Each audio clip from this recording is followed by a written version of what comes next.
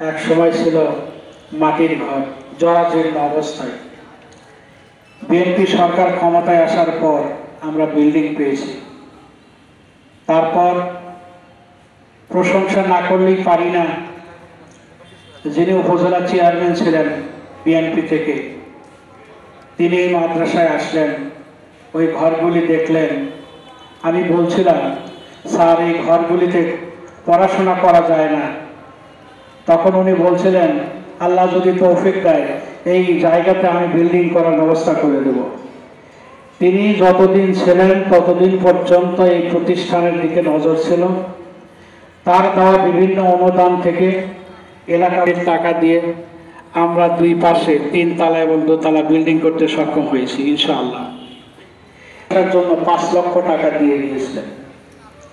সেই 5 লক্ষ টাকা দ্বারা 3 তলা বিল্ডিং যেটা আছে পাশে, এইটার আমরা প্লাস্টারের কাজ সমাধান করছি। তো আমি আমার আজকে প্রধান অতিথি যিনি আছেন তার কাছে আবেদন করব যে আমাদের এখানে মোটামুটি ঘর তো আছে, আমাদের অভাব নাই, আমরা ঘরেতে ভালো আছি। আমাদের অভাব আছে, আমাদের বিজ্ঞানাগার নাই। এই মাদ্রাসায় বিজ্ঞান বিষয় খোলা আছে, 2004 সাল থেকে বিজ্ঞান বিভাগ খোলা আছে। বিজ্ঞান বিভাগের রেজাল্ট ভালো, কিন্তু বিজ্ঞানাগার, সঠিক কোনো ভালো বিজ্ঞানাগার আমাদের নাই। অর্থের অভাবে আমরা বিজ্ঞানাগার করতে পারিনি। পাশাপাশি এখন ডিজিটাল বাংলাদেশ, কম্পিউটার শেখা বাধ্যতামূলক। আমাদের এখানে কম্পিউটার ল্যাব নাই। কম্পিউটার ল্যাব থাকলে ছাত্রছাত্রীরা এই চতুর্থ শিল্প বিপ্লবের দেশ বাংলাদেশে লেখাপড়ার সুবিধা পাবে। তা আমি প্রধান অতিথিকে আহ্বান করব, আগামীতে আশা করি হয়তো বা আপনারাই ক্ষমতায় আসবেন। আমি বলবো যে আপনারা এই প্রতিষ্ঠানের এই দুটি অভাব পূরণ করার চেষ্টা করবেন। এই আশাবাদ ব্যক্ত করে, সবার সুস্বাস্থ্য কামনা করে, আমি অসুস্থ, আস্তে কথা বলছি। আমি হার্টের রোগী, আমি হার্ট অ্যাটাক করছিলাম এই মাদ্রাসাতে। তা আল্লাহ শুকরিয়া, আল্লাহ আমাকে জীবিত রেখেছেন, আপনাদের সামনে যদি কথা বলতে পারলাম। আমার জন্য খাস করে দোয়া করবেন, আল্লাহ পাক যেন আমার সুস্বাস্থ্য, আল্লাহ যেন সব রোগ থেকে মুক্ত করেন। এই আশাবাদ ব্যক্ত করে আমার কথা শেষ করছি। আসসালামু আলাইকুম রহমতুল্লাহ। জনাব আলহাজ আব্দুল সামেদ কাকা, সহসভাপতি মৌলানা মোহাম্মদ হযরত আলী, সুপারিনটেন্ডেন্ট অত্র মাদ্রাসা, উপস্থিত আছেন অত্র এলাকার মাটি ও মানুষের নেতা, বগুড়া জেলা বিএনপির বিপ্লবী সভাপতি, সদর উপজেলা বিএনপির সহসভাপতি, আমাদের অত্যন্ত কাছের মানুষ, যাকে সব সময় আমরা সুখে দুঃখে সকল কর্মকাণ্ডে পাশে পাই, জনাব মোহাম্মদ মাহমুদ আহমেদ খান রুবেল কাকা।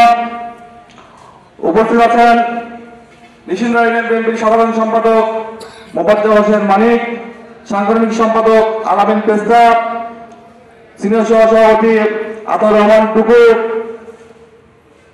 সহসভাপতি ইউপি সদস্য সদ্দীয় মুজাফফর হোসেন সহ অত্র এলাকার মুরব্বিয়ান, ধর্মপ্রাণ মুসল্লিবৃন্দ, অত্র মাদ্রাসার আয়োজকবৃন্দ এবং আমার বিএনপির বিভিন্ন পর্যায়ের নেতৃবৃন্দ, সবার প্রতি আমার আবারও সালাম, আসসালামু আলাইকুম। আজকে এখানে প্রধান বক্তা হিসেবে উপস্থিত আছেন হযরত মাওলানা মোহাম্মদ জুলফিকার আনসারী রংপুর। আমরা সেই প্রধান বক্তার ওয়াজ শুনব।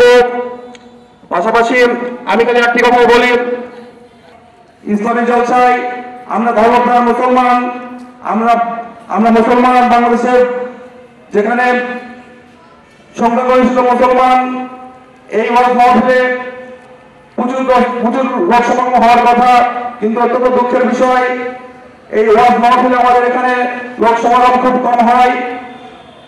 অথচ গান বাজনা হলে সেখানে লোক সমাগম হয় না। পাশাপাশি দেখেন এখানে ওয়াকফ হচ্ছে, সামনে ছোট্ট একটা মেলা বসেছে, মেলাতে অনেক লোক, অসংখ্য লোক ঘোরাফেরা করছে, অথচ এখানে ইসলামী জলসা হচ্ছে, ইসলামের কথা হবে, সেই কথাগুলো শোনার মতো মন মানসিকতা আমাদের নেই। আপনি আপনাদের কথা করতে আহ্বান জানাবো, আপনারা ইমান ও আমলের সহিত পথ চলবেন এবং যেহেতু আমরা মুসলিম রাষ্ট্র, ইসলামকে কায়েম করতে হবে, ইসলামের রাষ্ট্র ব্যবস্থা কায়েম করতে হবে, ইসলামকে কোনোভাবে ছোট করা যাবে না। ইসলামকে সামনে নিয়ে, ইসলামকে বুকে ধারণ করে আমরা আগামী দিনে পথ অগ্রসর হব। ইসলামের উপর কোনো যদি বাধা আসে, সেই বাধাকে আমরা কোনোভাবে মোকাবেলা করব। ইসলামকে নিয়ে কখনো কটূক্তি করতে যাওয়া যাবে না। পাশাপাশি এটাও আপনাদের লক্ষ্য রাখতে হবে যেন ইসলামের ভুল ব্যাখ্যা দিয়ে, কোরআনের ভুল ব্যাখ্যা দিয়ে, আপনাদেরকে ভুল বুঝিয়ে যেন কোনো কেউ এই ফায়দা হাসিল করতে না পারে, এদিকেও আপনাদের সজাগ রাখতে হবে। আমি এই মাদ্রাসার আয়োজক বিন্দুদেরকে ধন্যবাদ জানাই এবং পাশাপাশি অত্র এলাকার মুসলমান ভাইদের ধন্যবাদ জানাই এই সুন্দর একটা আয়োজন করার জন্য। আমি এই মাদ্রাসার সফলতা কামনা করছি, এই ওয়াজ মাহফিলের সফলতা কামনা করছি। সবাই সুস্বাস্থ্য কামনা করেন। আমি আমার সংক্ষিপ্ত কথা বলে শেষ করছি। সবাইকে ধন্যবাদ। আসসালামু আলাইকুম। মুজাফফর হোসেন সহ এখানে আমার পিছনে দণ্ডায়মান অনেক নেতৃবৃন্দ, আতর রহমান টুকু ভাই, রাজ্জাক সহ আমার বড় ভাই, এখানকার আমাদের শিক্ষক সভাপত, অনেক শিক্ষক এখানে রয়েছেন। সামনে আমার উপস্থিত মুসল্লিবৃন্দ, পর্দার অন্তরালে মা বোনেরা এবং আমার মাইকের আওয়াজ আপনারা যারা শুনছেন, সবার প্রতি আমার সালাম, আসসালামু আলাইকুম। আমি এখানে যখন ঢুকি, আমি দ্বিতীয় মাওলানা সাহেবের কিছু কথা আমার কানে পড়েছিল।